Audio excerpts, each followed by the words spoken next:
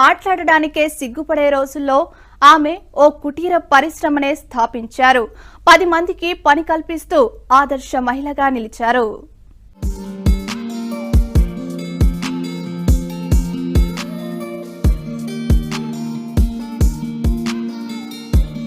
ఈమె పేరు జయలక్ష్మి.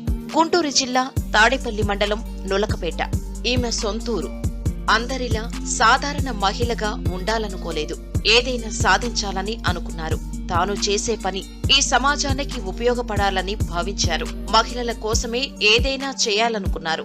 తన ఆలోచనలకు పదును పెట్టారు. పీరియడ్స్ సమయంలో మహిళలందరికీ శానిటరీ ప్యాడ్స్ అందుబాటులో లేవని గుర్తించారు. ఆర్థిక స్తోమత లేక కొందరు, సరైన అవగాహన లేక మరికొందరు శానిటరీ ప్యాడ్స్ కొనలేకపోతున్నారని తెలుసుకున్నారు. ఒక సాధారణ కుటుంబంలో 2 ఆడపిల్లలు ఉంటే పరిస్థితి ఏమిటని ఆలోచించారు. శానిటరీ ప్యాడ్స్ కోసం